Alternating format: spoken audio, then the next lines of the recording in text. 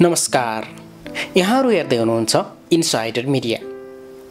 जीवनमा पैसा र सुन्दर भविष्य अगाडि छ भने सायद कसैले छोड्न चाहँदैन। कमै मात्र ती व्यक्तिहरू हुन्छन् जो आफ्नो लक्ष्यप्रति कटिबद्ध हुने गर्दछन्, जसले अगाडि रहेको सुन्दर भविष्य अधिकांश युवा युवतीहरूको सपनाको देश अमेरिकाको डिबी चिट्टालाई त्यागिन्। नेपालमा स्थायित्व भनिएको अधिकृत लेभलको जागिरलाई पनि त्यागिन्। आफ्नो लक्ष्यमा कटिबद्ध रहेकी एकजना युवती हुन् सविता उप्रेती। आज हामी यो विषयमा एउटा अन्तर्वार्ता प्रस्तुत गर्दैछौँ कि के रहेछ त त्यस्तो खास इच्छा शक्ति जसले जीवनका महत्त्वपूर्ण अंशहरूलाई बिर्साइदिन सक्यो। अब भने प्रस्तुत गर्दैछौँ उनै सविता उप्रेतीसँग गरिएको कुराकानी।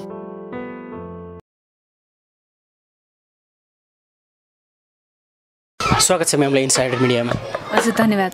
यहाँले अलिकति परिचय दिनुहोस् न, यहाँको के सम्बन्धी मतलब के कामहरू गर्नुभएको छ, यहाँको आफ्नो नाम के पर्यो? हजुर, नमस्ते, म सविता उप्रेती, मेरो घर दोलखा। म चाहिँ यो विशेष स्कुल तथा पुनर्स्थापना केन्द्र जुन चाहिँ विगत 8 वर्षदेखि अटिजम भएका बालबालिकाहरूको लागि चाहिँ शिक्षा, स्वास्थ्य र पुनर्स्थापनामा निरन्तर रूपमा चाहिँ सामाजिक सेवाको भावनाले काम गरिरहेको यो नितान्त सामाजिक र गैर सरकारी संस्थाको चाहिँ म संस्थापक तथा अध्यक्षको रूपमा चाहिँ कार्यरत छु। यहाँको संस्थाको नाम पनि बताइदिनुहोस्। संस्था विशेष स्कुल तथा पुनर्स्थापना केन्द्र, यसलाई चाहिँ हामी छोटकरीमा SSDRC भनेर चिन्छौँ र यसलाई चाहिँ special school for disabled and rehabilitation centre जुन चाहिँ यो पेप्सिकोलामा रहेको छ। कति 8 वर्ष भयो भन्नुभयो नि त? हजुर, 8 वर्ष भयो। के कसरी सुरुवाती गर्नुभएको थियो? त्यति बेला सुरुवातीको क्षणको कुरा केही सम्झना यहाँले बताइदिनुहोस्। हजुर, सुरुवातमा खास म चाहिँ आफ्नै काम गरिरहेको थिएँ होइन। गाउँबाट आएर उच्च शिक्षाको लागि आफ्नै सङ्घर्ष गरिरहेको थिएँ। शिक्षण पेसाबाट आफ्नो करियर सुरुवात गरेर काम गरिरहेको अवस्थामा राम्रो जागिरको खोजीमा रहँदाखेरि मैले राष्ट्रिय अपाङ्ग कोषमा चाहिँ यो केन्द्र व्यवस्थापन अधिकृतको रूपमा जागिर खाने मौका पाएँ र पहिलोचोटि अपाङ्गता भएको व्यक्तिहरूसँग नजिकबाट चाहिँ उहाँहरूको समस्याहरू निकाल्ने र उहाँसँग साक्षात्कार गर्ने मौका पाएँ र विभिन्न फिल्ड भिजिट जान्थेँ त्यहाँबाट। अनि फिल्डमा जाँदाखेरि चाहिँ अटिजम भएका बालबालिकाहरू चाहिँ विशेष गरी घरभित्र चाहिँ बाँधेर थुनेर राखेको अवस्थामा चाहिँ मैले प्रत्यक्ष रूपमा भेटिसकेपछि चाहिँ यो बालबालिकाहरूलाई कसरी पुनर्स्थापना गर्न सकिन्छ, कसरी शिक्षा स्वास्थ्यमा चाहिँ संलग्न गराउन सकिन्छ भनेर खोज्न थालेँ र यो सेक्टरमा त्यति उल्लेखनीय रूपमा काम नभएको पाइसकेपछि चाहिँ यो क्षेत्रमा काम गर्ने इच्छा थियो। तर संस्था सुरुवात गर्नको लागि त्यो बेला फलामको चिउरा चपाउनु जस्तो नै थियो। म आफू युवा पनि यो क्षेत्रमा त्यति अनुभव पनि नभएको र अब आर्थिक रूपले पनि सक्षम नभएको कारणले गर्दाखेरि चाहिँ आँट गर्न नसकिरहँदा एक दिन एउटा इन्सिडेन्टले मलाई टच गर्यो। फिल्डमा सुकुम्बासी एरियामा फिल्डमा जाँदाखेरि चाहिँ एउटा बालक फोहोरको थुप्रोमाथि चाहिँ एकदम खुसीसँग चाहिँ उसले त्यो किताबहरू पढ्ने इच्छाले गर्दाखेरि निहालिरहेको थियो। त्यो दृश्य देखिसकेपछि मलाई चाहिँ एउटा बालक शिक्षा स्वास्थ्य पाउनु उसको मौलिक अधिकार हो, तर उसले चाहिँ एउटा फोहोरको थुप्रोलाई स्कुल बनाउनु परेको छ। कति बच्चाहरू चाहिँ बाध्य भएर चाहिँ घरभित्र कोठामा बस्न बाध्य हुनु परेछ, थुनिन साङ्गाले बाँधिन बाध्य हुनु परेछ नि, उहाँहरूको जीवनै छैन। र उहाँहरूलाई चाहिँ म एउटा सफासँग एउटा स्कुल स्थापना गरेर उहाँहरूलाई थेरापी सेन्टरहरू राखेर थेरापीहरू दिएर चाहिँ म 8-10 जना भयो भने बच्चाहरूको लागि चाहिँ सेवा गर्छु भनेर ती दृश्यहरूले चाहिँ मलाई एकदमै घचघच्याएर मैले यो संस्था चाहिँ सुरुवात गरेको। जस्तो सञ्चालन जस्तो सामाजिक कामहरू गर्नको लागि त विशेष गरेर नेपालका युवाहरू सायद औँलामै गर्नुपर्छ होला, एकदमै कम छन्। धेरै व्यक्तिहरू त मोनिटराइज व्यक्तिहरू पैसाका लागि काम गरिरहेका हुन्छन्। यस्तो सामाजिक काम गर्ने मन युवा अवस्था हुँदाखेरि यो सामाजिक काम गर्दा यहाँको फ्यामिली, परिवार, साथीभाइ, समाज अथवा व्यक्तिहरूले के कस्तो प्रतिक्रियाहरू दिनुभयो? सुरुवातमा त एकदमै गाह्रो भयो।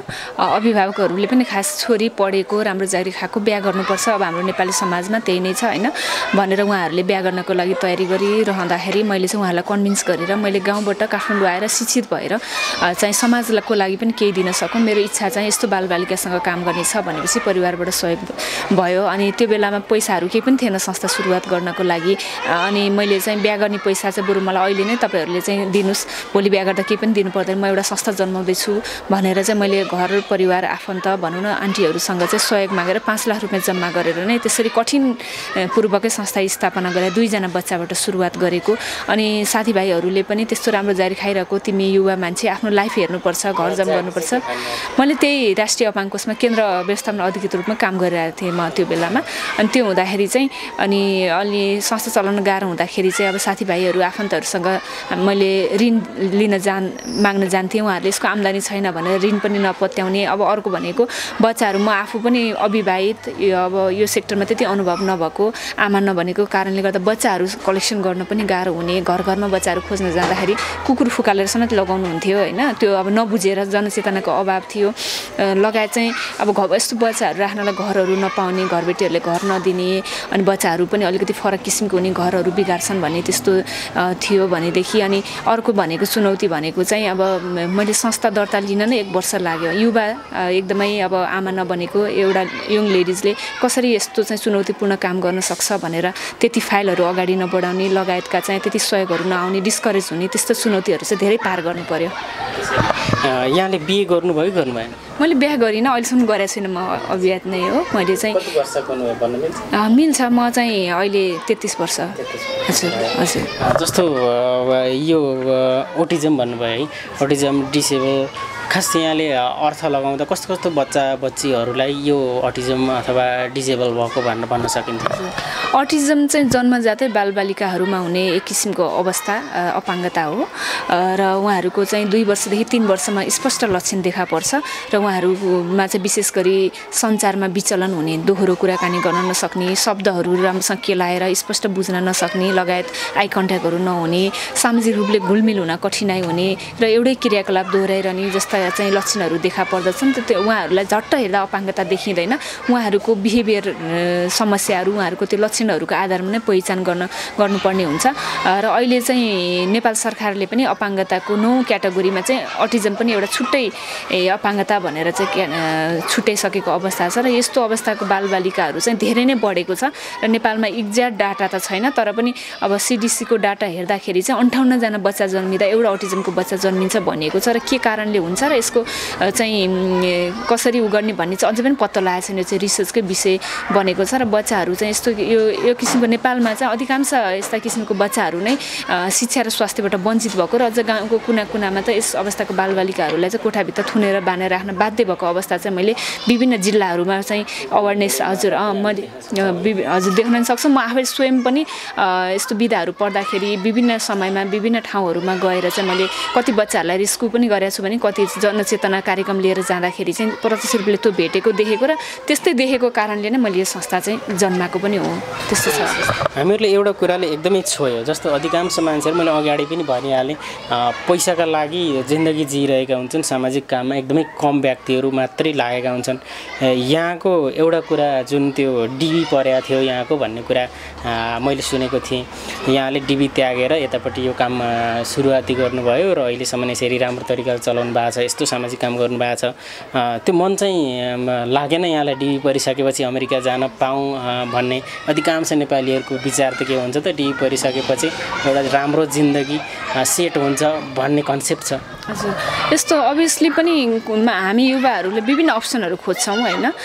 त्यो बेलामा मैले संस्था सुरुवात नगर्दाखेरि मैले पनि विभिन्न अप्सनहरू खोजेको थिएँ। राम्रो जागिर होस् अथवा विदेशमा गएर पढौँ अथवा सेटल गरौँ, त्यो अभियसली ममा पनि त्यो इच्छा थियो, त्यही अनुसार गऱ्यो पनि। तर जब संस्था खोलिसकेपछि अरू अवसरहरू आए पनि मलाई त्यसले चाहिँ कहिले पनि छोएन, किनभने मेरो अब डेस्टिनेसन नै यही बालबालिका र आफ्नै देशमा केही गर्ने र यहाँ चाहिँ हाम्रै जरुरी छ।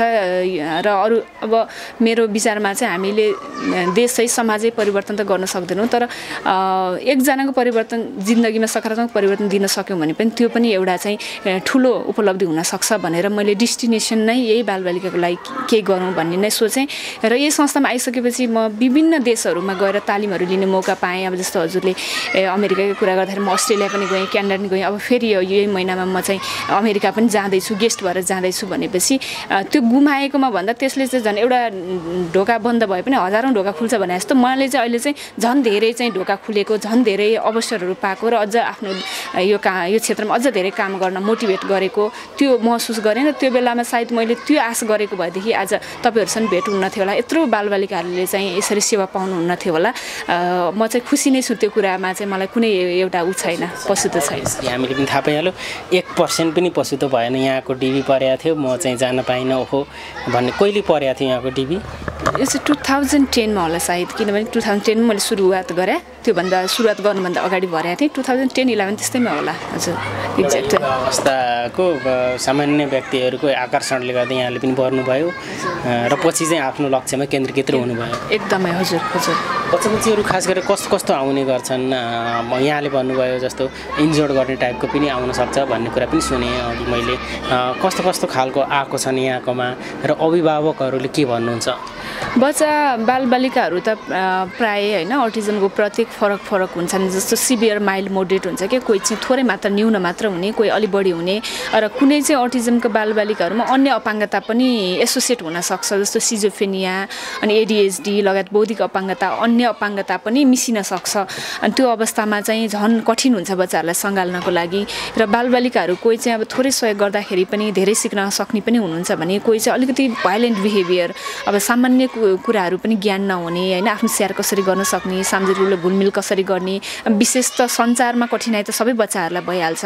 लगायत कति बच्चाहरूमा चाहिँ अब भनौँ 10% जस्तो अहिले यहाँ भएको बच्चाहरूमा चाहिँ विशेष गरी उहाँहरूले आफ्नो स्याहार गर्न नसक्ने, बोल्न नसक्ने, सामाजिक घुलमिल। अनि अर्को चाहिँ उहाँहरूलाई अब अलिकति इरिटेसन भयो भने त व्यक्त गर्न सक्नुहुन्न नि त, सञ्चारमा कठिनाइले गर्दाखेरि चाहिँ इच्छा चाहना व्यक्त गर्न नसक्दा इरिटेट हुने, भाइलेन्ट बिहेभियर देखाउने, तोडफोड गर्ने, त्यस्तो अवस्थाको पनि हुनुहुन्छ। अब यो म्यानेज चाहिँ कसरी गर्नुभएको छ? टिचरहरू पाउनु पनि गाह्रो पर्छ होला यस्तो खालको विद्यार्थीहरूलाई। यहाँको फेसमा पनि इन्जर्ड भएको भन्नुभयो, टिचरहरूलाई पनि इन्जर्ड त अझ हुने भयो होइन, कसरी म्यानेज गर्नुभएको छ? कठिनै छ छन चाहिँ अब ट्रेन टिचरहरू स्टाफहरू पाउँदैन, थेरापिस्टहरू पनि उल्लेखनीय मात्रामा पाइँदैन। अनि हामीले यहीँ ट्रेनिङ दिन्छौँ, ट्रेनिङ दियो फेरि अब इन्जर्ड गरिदियो भनेदेखि फेरि स्टाफहरूले छोड्नुहुन्छ। स्टाफ टर्नओभर चाहिँ एकदमै हुने, त्यो समस्या चाहिँ एकदमै छ। तर अब केही चाहिँ ट्रेन पहिलादेखि बसेका केही स्टाफहरू हुनुहुन्छ, त्यो भएर उहाँहरूले चाहिँ नयाँलाई ट्रेन गर्नुहुन्छ। र अब जस्तो उनीहरू चाहिँ एउटा टिचरसँग सोसलाइज भएको हुन्छ, त्यो टिचरले छोडिदिनु भयो भने अर्को नयाँ टिचरसँग सोसलाइज हुन, फेरि उसलाई बुझ्न, एक्सेप्ट गर्न गाह्रो भइरहेको हुन्छ, टाइम लागिरहेको हुन्छ। त्यो कारणले अनि हामीले चाहिँ अब पुरानो टिचरसँग पहिला राखेर नयाँलाई ट्रेन गराएर अनि थेरापीहरू दिएर गर्छौँ। अहिले चाहिँ अलिकति हामीले स्टाफहरूलाई नै अलिकति ड्युरेबल गराउनको लागि चाहिँ राम्रो काम गर्ने स्टाफलाई नै ओनरसिप हामीले आफ्नो बोर्डमै राख्छौँ। त्यसले गर्दाखेरि पनि अहिले टर्नओभर अलिक कम भइरहेको अवस्था छ र अनि जसले सजिलो भइरहेछ। हजुर हजुर हजुर हजुर। अब भाइलेन्ट चाहिँ अब उहाँहरूलाई चाहिँ एकदमै अब रिस उठेको बेलामा यो भयो 1 वर्ष जस्तो भयो, उहाँहरू चाहिँ त्यो मिडिया नै आउनुभएको थियो, क्यामेरा फुटाउनु जाँदाखेरि मैले समात्दाखेरि चाहिँ यहाँ टोकेर अनि मलाई घाउ भएको थियो। टिचरहरूलाई पनि चोटपटकहरू लागिरहेको हुन्छ। फेरि हामीलाई अर्को डर के भइरहेको हुन्छ भने अभिभावकहरूले विश्वासले हामीलाई त्यत्रो बच्चा छोडिदिनु भएको हुन्छ, अर्को बच्चालाई चाहिँ हार्म गर्ला भन्ने पिर। अब हामीलाई टोके ठिकै छ, अर्को बच्चाले टोक्यो भने फेरि अभिभावकले को नजरले हेर्दाखेरि हामीले केयर नगरेको जस्तो पनि देखिन्छ। अनि टिचरहरूले चाहिँ अरू बच्चाहरूलाई सेभ गर्दाखेरि बढी जस्तो भिक्टिम हुने त्यो समस्याहरू हजुर भइरहेको हुन्छ। सामाजिक क्षेत्रबाट, समाजबाट र गभर्नमेन्टबाट कस्तो सपोर्टहरू पाइरहनु भएको छ अथवा कस्तो सपोर्टको अपेक्षा छ? के छ यहाँको विचार अलिकति? पहिलाभन्दा चाहिँ अहिले अलिकति पुग्दो त छैन, तर जनचेतना बढेको छ। अटिजम नेपाल सरकारबाट चाहिँ रिकगनाइज भएर छुट्टै एउटा उसमा बसेर अपाङ्गतामा छुटिसकेको छ र यस्तो बालबालिकाहरूले पनि अहिले कार्ड पाएर भत्ता पाउन थालेको छन् भने हामीले अझसम्म राज्यको नियमित स्रोत पाएको छैन। हामीले एडभोकेसीमा धेरै नै काम गऱ्यौँ, राज्यसँग जनचेतनामा काम गऱ्यौँ, सरकारसँग एडभोकेसीमा पोलिसी बनाउने, पाठ्यक्रम बनाउने, यस्ता नीति निर्माण लगायत चाहिँ शैक्षिक सामग्री उत्पादन गर्नेमा चाहिँ राज्यले हामीलाई बोलाएर हाम्रो राय सुझाव लिएर पनि गर्न थाल्नु भएको छ। उहाँहरू जानकार हुनुहुन्छ, सम्बन्धित निकायहरू जानकार हुनुहुन्छ यो विषयमा भने समाजले पनि अहिले चाहिँ पहिलाभन्दा चाहिँ अलिकति बुझ्न ओर्न र केही सहयोग भनौँ आफ्नो स्वइच्छाले सहयोग चाहिँ गर्न थाल्नु भएको छ।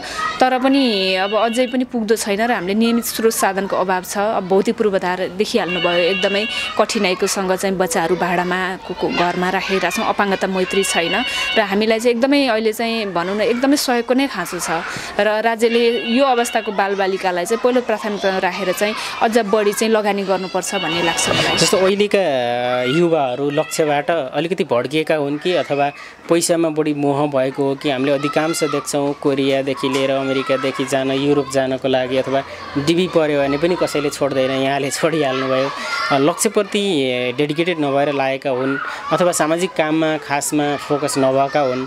यस्ता खालका युवाहरूलाई यहाँले के भन्न चाहनुहुन्छ? देशमा बेरोजगार पनि धेरै छ भन्ने गरिन्छ हैन, रोजगारी आफै सिर्जना गर्न नसकेको अवस्था छ कति युवाहरूको। यस्ता खालका लक्ष्यबाट भड्किने युवाहरू अथवा एउटा लहलैमा लाग्ने विदेश जाने युवाहरूलाई यहाँले के भन्नुहुन्छ? खास अब विदेश जानु पनि एउटा बाध्यता पनि छ एक किसिमले, र अर्को चाहिँ हामी युवाहरूमा धैर्यताको कमी पनि देख्छु म। किनभने हामीहरू चाहिँ सबै अरूले गरिदियोस्, राज्यले गर्दैन, परिवारले गर्दैन नै भन्छौँ। हामीले चाहिँ सक्षम भएर जन्मेर के गऱ्यौँ त? हामीले चाहिँ राज्यलाई के दिने अथवा समाजलाई के दिने भन्ने कुरातिर हामी ध्यान केन्द्रित हुँदैनौँ। मैले देख्दाखेरि चाहिँ नेपालमा म अवसरै अवसर देख्छु।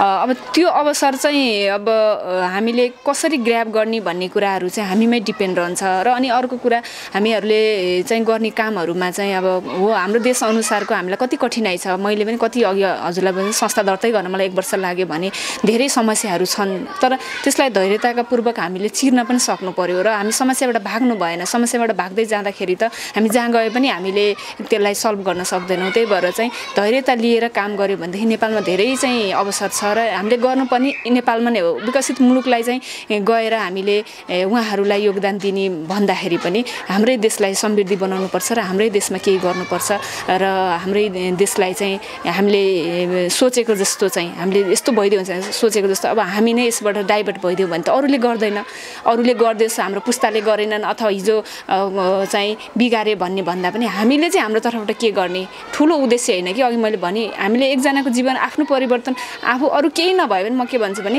हामी एउटा इमान्दारी भएर काम गरौँ र आफूले चाहिँ यो जन्मेको यो लाइफलाई चाहिँ एकदमै इमान्दारितापूर्वक चाहिँ आफ्नै देशको माटोमा केही गरौँ र यहाँ पनि अवसरै अवसर छ भन्न चाहन्छु।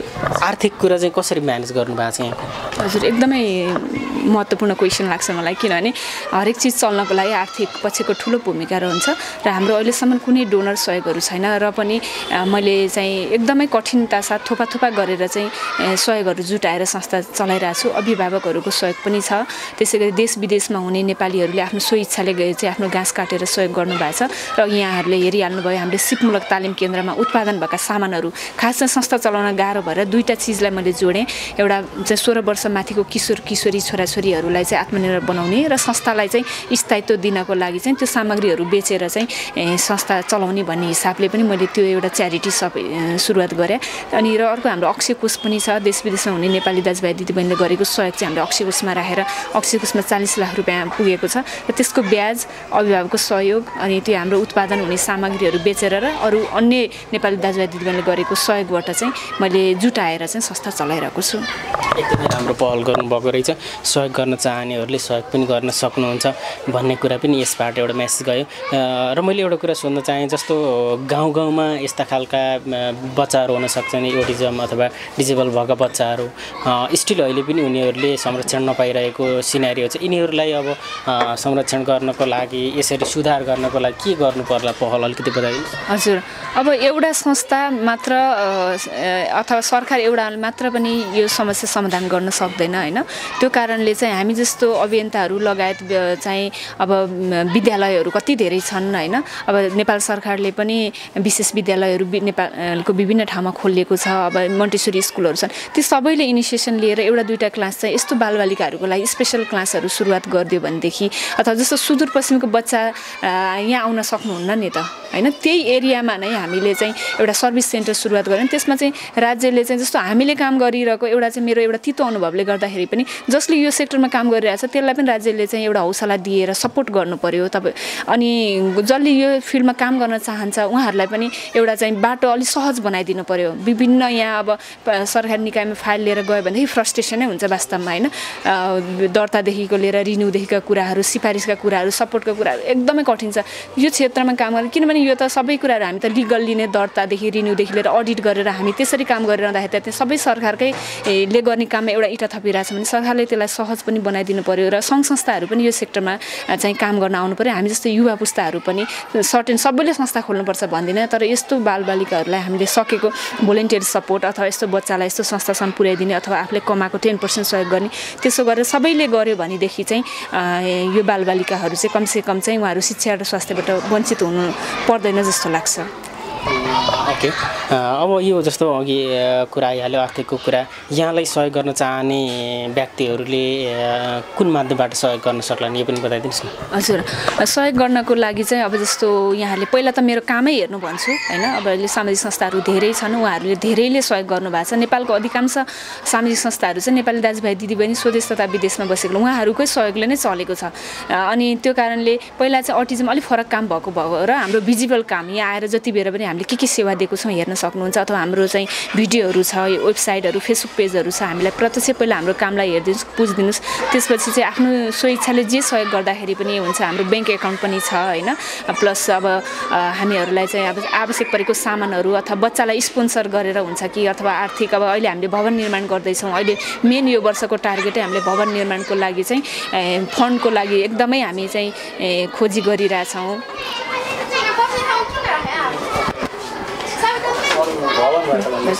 हजुर, सुरु गरौँ। हजुर, हामी चाहिँ भवन निर्माणको लागि चाहिँ अब अहिले हामीले आफ्नै जग्गा चाहिँ भक्तपुरको ताथलीमा लिएको छौँ र अनि आफ्नै भवन निर्माण गर्ने भन्ने योजना बनाएर त अहिले हामीले चाहिँ एकदमै सहयोगको जरुरी छ। एउटा इँटा किनिदिएर सहयोग गरिदिनु भयो भने पनि यस्तो बालबालिकाहरूको लागि चाहिँ धेरै नै ठुलो सहयोग हुनेछ र त्यसको लागि प्रत्यक्ष मलाई कन्ट्याक्ट गर्न पनि सक्नुहुन्छ र फेसबुकमा म अपडेट गरिरहेको हुन्छु, फेसबुकमा मेसेज पनि गर्न सक्नुहुन्छ, मेरो मोबाइलमा पनि फोन गर्न सक्नुहुन्छ, संस्थामा चाहिँ प्रत्यक्ष भिजिट गरेर हेरेर पनि सहयोग गर्न सक्नुहुन्छ। ओके पनि अब हामी अलिकति यहाँको क्लासहरू भिजिट गर्नेछौँ। यहाँहरूले के कसरी गर्नुभएको छ बच्चा बच्चीहरूसँग थोरै कुरा गर्न मिल्यो भने गर्नेछौँ। अब चाहिँ क्लास भिजिट गरौँला म्याम। अलिकति देखाइदिनुहोस् न यहाँनिर कस्तो कस्तो बच्चाहरू छन्, के छ यहाँनिर, हामीले त्यो पनि जान्न मन लाग्यो, अडियन्सहरूले पनि हेर्न मन लाग्यो होला यहाँले के गर्नुभएको छ। स्योर स्योर हुन्छ। हाम्रो चाहिँ यहाँ थेरापीबाट सुरु गरौँ, बच्चाहरूलाई थेरापीहरू गराउँछ हामीले। यहाँ चाहिँ थेरापी, हजुर, यो चाहिँ यो फिजियोथेरापी हुन्छ, यहाँ occupational therapy, sensory therapy, ABA therapy भन्ने हुन्छ। यो चाहिँ उहाँहरूको उपचारै थेरापी हो र यो थेरापीहरूले चाहिँ उहाँहरूको जीवनमा सकारात्मक परिवर्तन, जस्तो उहाँहरूमा खाना खान नसक्ने समस्या, आफ्नो केयर आफै गर्न नसक्ने, अनि अर्को चाहिँ सञ्चारमा विचलन, दोहोरो कुराकानी गर्न नसक्ने, त्यस्तोहरूलाई चाहिँ यो थेरापीले चाहिँ त्यस्तो कुराहरूलाई चाहिँ सुधार गर्ने। यसमा चाहिँ हामीसँग थेरापिस्टहरू हुनुहुन्छ अनि उहाँहरूले बच्चाहरूको लेभल अनुसार र आवश्यकता अनुसार चाहिँ आधी घन्टा 45 मिनट यहाँ ल्याएर थेरापी गराउनुहुन्छ।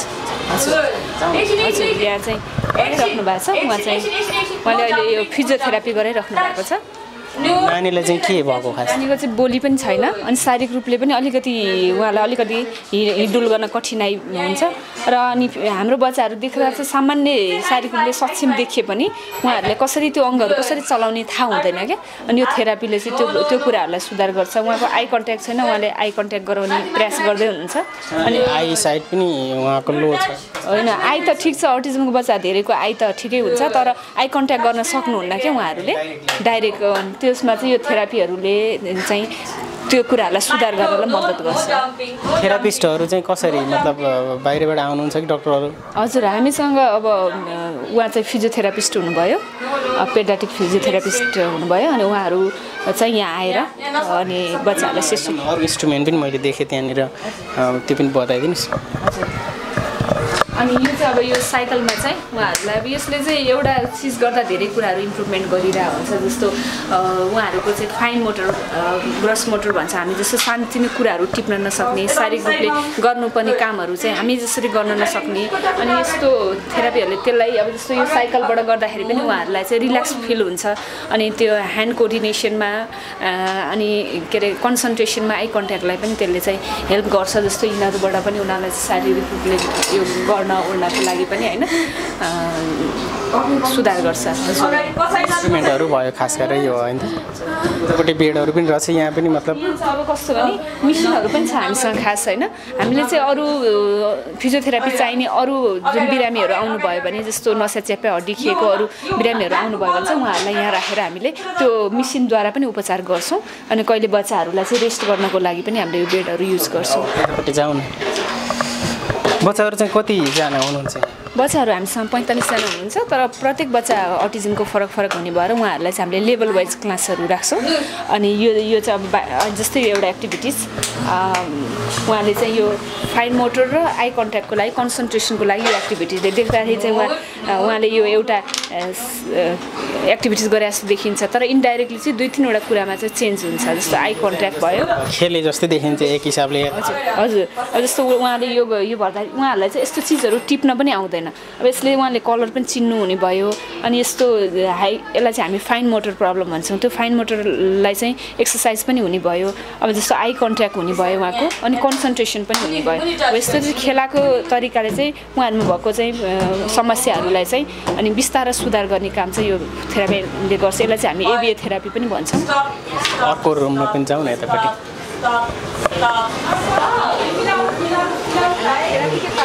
स्पिच थेरापीमा हामी जानु स्पिच थेरापी यहाँ चाहिँ यो सेन्सरी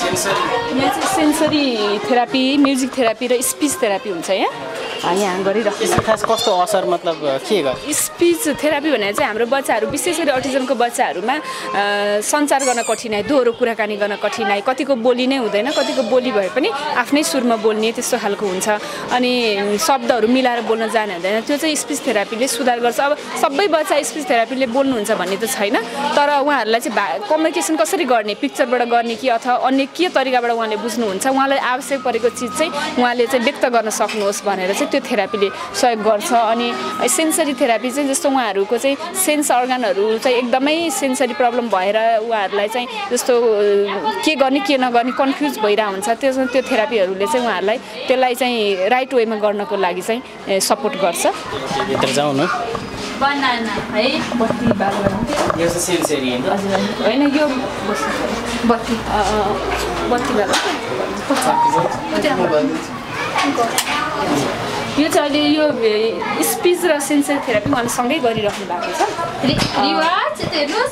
बनाना ए एप्पल खै एप्पल सुन्नुहोस् त ल एप्पल सुन्नुहोस् एप्पल दिनु म्यामलाई एप्पल यो बनाना है एप्पल यहाँ चाहिँ एप्पल यहाँ दिनुहोस् ल दिनुहोस् थ्याङ्क यू ओरेन्ज है यो चाहिँ स्पिच र सेन्सरी उहाँको हातहरू यसरी चाहिँ उहाँले एक्सर्साइज गर्दाखेरि उहाँलाई रिल्याक्स फिल हुन्छ अनि सँगसँगै यो इन्टर रिलेटेड हुन्छ यो सबै थेरापीहरू अनि उहाँलाई आई कन्ट्याक्ट पनि हुने भयो यो सबै थेरापीहरूको काम चाहिँ ओभरअल उहाँहरूको जीवनमा सकारात्मक परिवर्तनमा एकअर्कालाई चाहिँ हेल्प गरिरहेको हुन्छ इन्टर रिलेटेड गरेर यहाँहरूले यसरी शिक्षा दिनु जस्तो थेरापी यो थेरापी दिँदा पनि अर्कोलाई पनि सपोर्ट गरोस् हजुर अर्कोमा जाउँ न अर्को हामी क्लासमा जान्छौँ क्लास चाहिँ अघि मैले भनेको छु 3टा लेभल छ हामीसँग चाहिँ एबिसिडी भनेर हामीले 4वटा लेभल गरेका छौँ अनि सुरुमा चाहिँ डी लेभल चाहिँ अलिकति गाह्रो बच्चाहरू हुन्छ नि सामाजिक घोलमेल हुन सक्ने दोहोरो कुराकानी गर्न सक्ने अलिकति भाइलेन्ट सामानहरू तोडफोड गर्ने त्यस्तो खालको बच्चाहरू डीमा राख्छौँ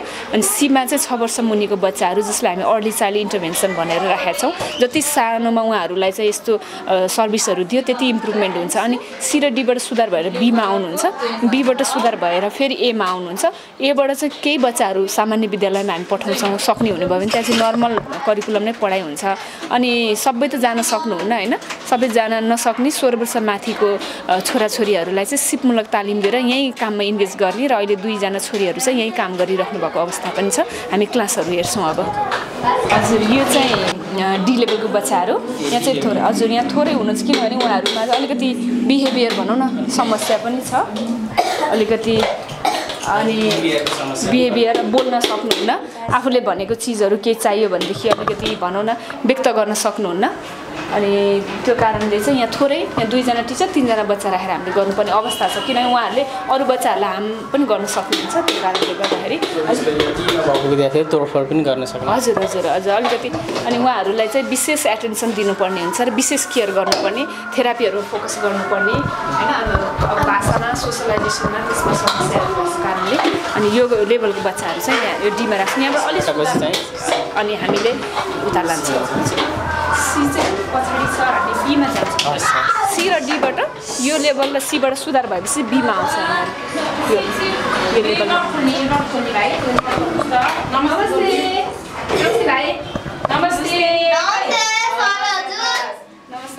नमस्ते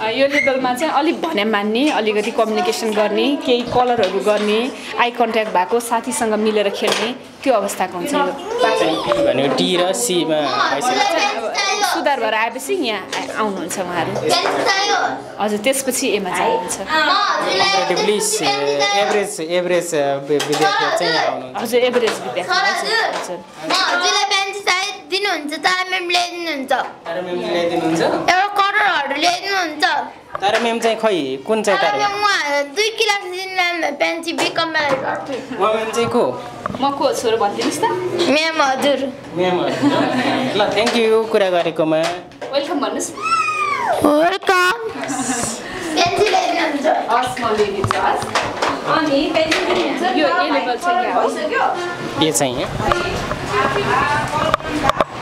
यहाँ चाहिँ अब यो लेभलमा चाहिँ नर्मललाई अब उहाँ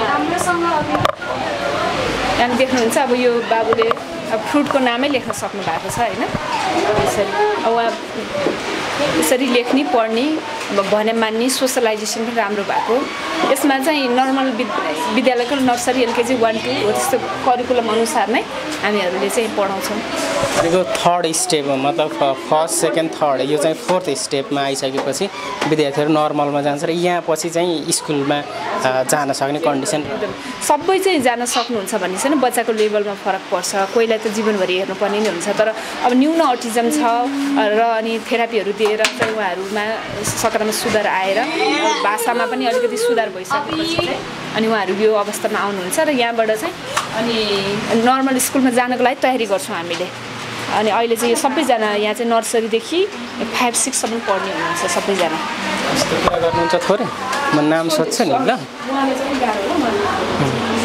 बाबुको नाम के पर्यो एमन स्टेट घर कहाँ तन्तिती हो उहाँ चाहिँ को पढ्नुभयो तन्तिती म्याम पढ्नुभयो के पढ्दैछौ अहिले यो इङ्ग्लिस कुन बुक कुन बुक भन्छ इङ्ग्लिस बुक इङ्ग्लिस बुक ए के जाने हो त इङ्ग्लिसमा हामीलाई 1 2टा कुरा बताइदेऊ न भन्नु त के त्यहाँ लेखेर भन्नुहोस्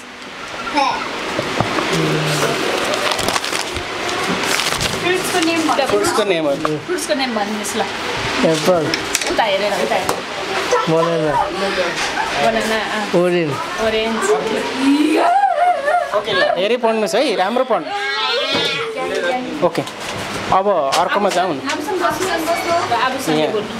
अलिकति यहाँसँग कुरा हजुरको नाम के पर्यो मेरो नाम आभूषण पढ्यो घर कहाँ पर्यो घर पेप्सी खोला बाबा मम्मीको नाम थाहा छ नवीन कुमार पढ्यो मम्मीको नाम पनि भन्नुहुन्छ मम्मीको नाम बिनिता पढ्यो अहिले के पढ्दै हुनुहुन्छ त के पढ्दै हुनुहुन्छ अरे डक्टरको नाम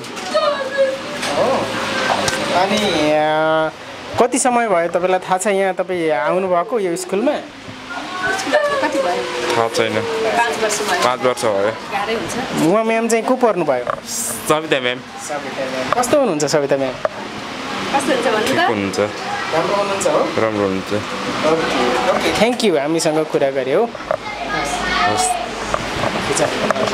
अलिकति हामी जस्तै दोहोरो कुराकानी गर्न चाहिँ गाह्रै हुन्छ सामान्य छोटो छोटो शब्दहरू भनौँ न अलि त्यस्तोहरू चाहिँ बुझ्नुहुन्छ उहाँहरूले यसले हामीले देखिहाल्यौँ डीमा सीमा र यहाँ आउने बेलामा कम्पेरिटिभली फरक त एकदमै हाइली फरक नै जेनरली जस्तो विद्यार्थीहरू कति समय जति लाग्छ त्यो डीमा सीमा र यो एमा आउने बेलासम्म यस्तो हुन्छ अब यो अटिजम त जीवनभरि रहने एउटा अवस्था हो एउटा अपाङ्गता हो यो निको हुने अवस्था होइन तर थेरापीहरू नियमित तालिमहरूले उहाँहरूको जीवनमा चाहिँ सामान्य परिवर्तन ल्याउने मात्र हो पुरै निको त हुँदैन त्यो कारणले र बच्चाहरू फरक फरक हुने कारणले यति नै समय चाहिँ भन्न सकिन्न अब कोही बच्चाहरू 6 महिनामा नै पनि नर्मल स्कुलमा गएको पनि छ भने कुनै बच्चा 6 वर्षदेखि डीमा पनि हुनुहुन्छ क्या त्यो अवस्था पनि छ तर नर्मली यति अब 1 2 वर्ष 2 वर्ष 3 वर्षको ड्युरेसनमा चाहिँ एउटा लेभलबाट अर्को लेभलमा आएको चाहिँ छ अर्को एउटा क्लास चाहिँ हेर्न बाँकी छ त्यो पनि त हेर्नुहोस्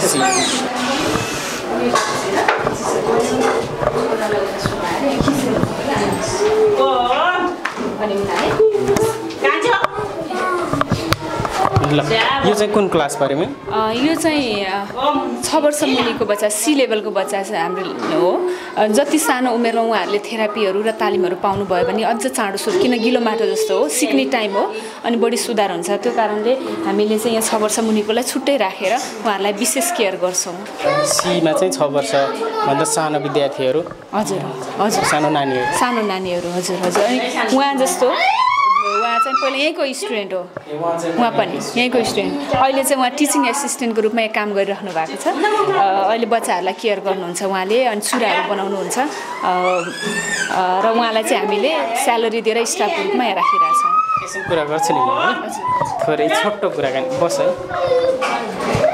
के पर्यो नानीको नाम चाहिँ? अलिसा न्यौपाने। यहाँ चाहिँ कहिले जोइन भएको थियो स्कुलमा, म्यामको स्कुलमा? 4 वर्ष। 4 वर्ष अगाडि। अनि अहिले चाहिँ के गर्दै यहाँ? बच्चाहरूलाई हेरेर ठिक भएर बच्चाहरू हेर्दै। म्यामले सेलेरीमा पनि राख्नु भएको छ अरे, ल पैसा कमाउनु थालेछ नि त अब। हजुर। ड्याडी मम्मी चाहिँ कहाँ हुनुहुन्छ? बाबा नि यहीँ हुनुहुन्छ। बाबा नै हुनुहुन्छ। मम्मी चाहिँ? मम्मी पनि यहीँ हुनुहुन्छ। फ्यामिली नै हुनुहुन्छ? सबै फ्यामिली। एकदमै राम्रो काम गर्नुभएको रहेछ भन्नाले पेप्सी कोला हुनुहुन्छ? पेप्सी कोलामा। स्कुलमा चाहिँ तपाईँ मात्रै हुनुहुन्छ म्यामको स्कुलमा? एकदमै राम्रो काम गर्नुभएको रहेछ, यहाँलाई धेरै धेरै धन्यवाद।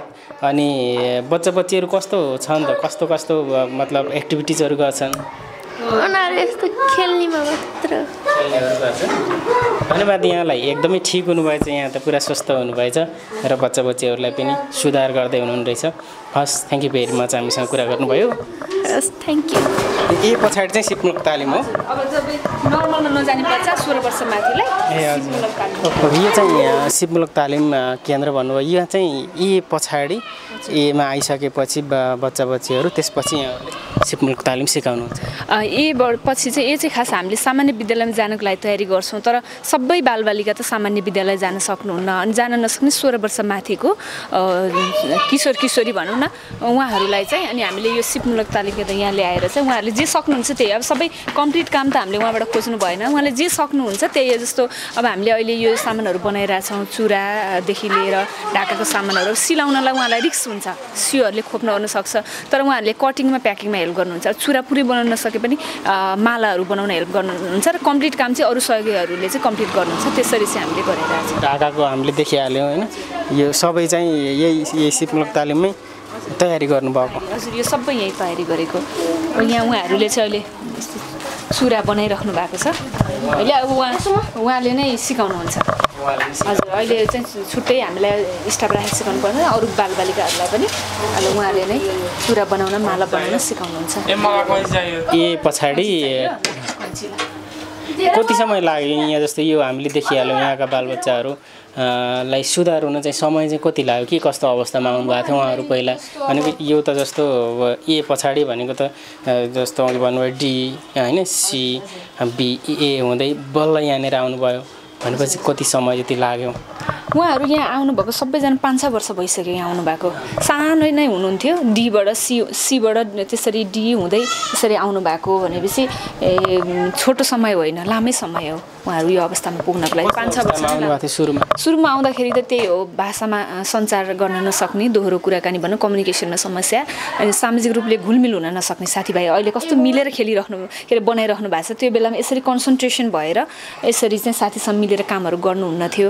अनि आफ्नै सुरमा हुने, सामानहरू बिगार्ने, अनि त्यसपछि आई कन्ट्याक्टहरू नहुने, अनि कुनै एक ठाउँमा स्थिर भएर बस्न नसक्ने, अनि त्यसपछि कति चिजहरू भनौँ सँगको लगाव, आफूलाई मन परेको चिजहरूसँग खेल्ने, अरू कुरालाई इग्नोर गर्ने। अब अहिले चाहिँ त्यस्तो छैन। अहिले चाहिँ उहाँहरूले हामीले भने अनुसारको चाहिँ सबै चिजमा सोसलाइज हुने, भनेको कुरा गर्ने, थेरापीहरू पनि गर्ने, आफ्नो सेड्युलमा सेटअप हुने र अनि अरूलाई पनि हेल्प गर्ने। उहाँहरू पहिला चाहिँ अब अलिकति आफ्नो मात्रै आफूलाई जे चाहियो त्यही चिजहरूमा बढी हुनुहुन्थ्यो, अनि अहिले चाहिँ अरू साथीहरूलाई, भाइ बहिनीहरूलाई हेल्प गर्ने, टोयलेट लाने, मिलेर बस्ने, मिलेर खेल्ने, अनि आफ्नो कामको लागि चाहिँ पालो कुर्ने हो, त्यस्तो चाहिँ हुनुभएको छ अहिले।